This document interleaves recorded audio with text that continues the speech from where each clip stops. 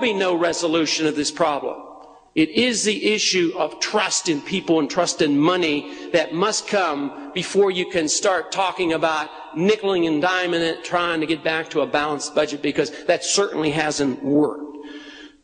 So I think it's important to address the issue of central planning, the issue of power, and third, I think that we must address in general terms the issue of the origin of money.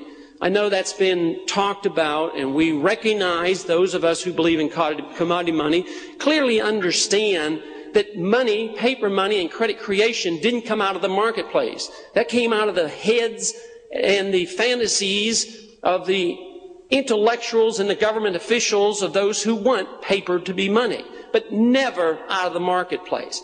So I would say the paper standard is bucking history, and it's bucking economic law and economic truth, and they only can do it with force and more power to make people accept it. Because economically and historically, paper is not money. It can't be money. It's only money because we're forced to use it and because there's a residual trust in the pieces of paper that we carried around, because at one time it did have real value. Just think for a moment. If all of us were stranded on a small island and we had absolutely nothing else, no trade, but we were all put on the island and we were expected to survive, we would have to do what to create capital to survive? We would have to get our food and build our houses and make our tools. And everything that we had in excess of what we consume could be our capital, and we could trade it. But how many of you would accept the idea that if we were all working busily and making trades and somebody gives a bushel of wheat for a bushel of corn, how many of you would accept the notion if we had the one individual to arrive on the beach and he said, I'll solve all your problems, I'm going to create wealth for you. I have this little thing called a printing press, and I'm going to print up Federal Reserve notes, and you'll all be wealthy. How many would trust the individual? He would probably be thrown off the island for coming up with a scandalous idea. It wouldn't work. You have to have something that people seek after and they hold as something important and something that they will hold as money. History shows that people have chosen gold first and probably silver second. But most people, when they're driven into the economy, they'd rather have cigarettes than pieces of paper.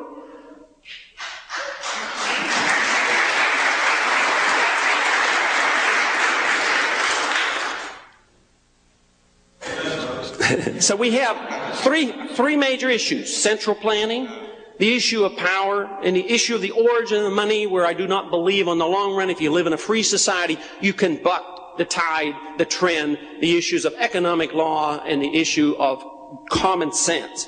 Now, fourth, and this is a major issue with me as well, the reason, one of the fundamental reasons why I believe we must have restraint on the creation of credit. And that is, if you truly believe in freedom, if you truly believe in a free society, if you do, that means you believe that government should be limited to the protection of your liberty, not to the transfer of wealth. The paper money system is there to enhance those who believe in the transfer of wealth. You can transfer just so much wealth with taxation and the people rebel. But we're at the point now that we can't tax them anymore. We transferred over $220 billion worth of wealth last year that we couldn't even tax the people for. Can you imagine if we'd have proposed at the beginning of last year that we were going to raise taxes by $220 billion? Never. It wouldn't have been acceptable. But we did run up the deficit, so we delivered this to the Fed, and the Fed accommodates us. The Fed accommodates the politician, and the politician gets reelected. So what does he do? Not only does he destroy the economy by manipulating the whole business cycle by the creation of new money, what he does is we lose twice, because he takes the money and he spends it on programs that don't work. Instead of doing the things they were supposed to do, the programs do exactly the opposite. You don't get more houses by the government building houses, you get less. And I also have come to the conclusion in the last few years that you don't even get more defense when you spend more money in the military budget. You get less defense for that. So I would say that so often when you can get the money so cheaply by just sending a little Federal Reserve or sending over a Treasury bill and get whatever you need, that I would say this enhances and it gives the ability of the politician and government to be all powerful. And that to me is our great threat, because the programs are a threat to our freedom.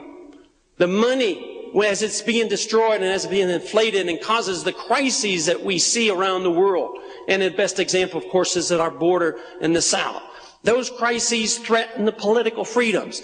I believe that if we could have a free society and sound money and gave up all our material assets, I believe that if we had our freedoms, we could survive without any difficulty whatsoever.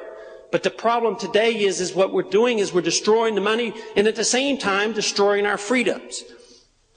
It was not by accident that the currency had to change over a period of time. The government size grew. So from 1913 to 1971, systematically they eroded and destroyed the commodity standard.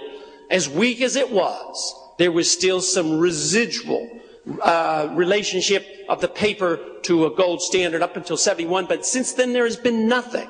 And it's for this reason you see the escalation of spending, government programs, and no restraint whatsoever. So it is this participation between the politicians and the central bank which not only threatens our economic security, which is secondary to the threat to our individual freedoms. That's the 4 reasons in general I believe we ought to have a gold standard.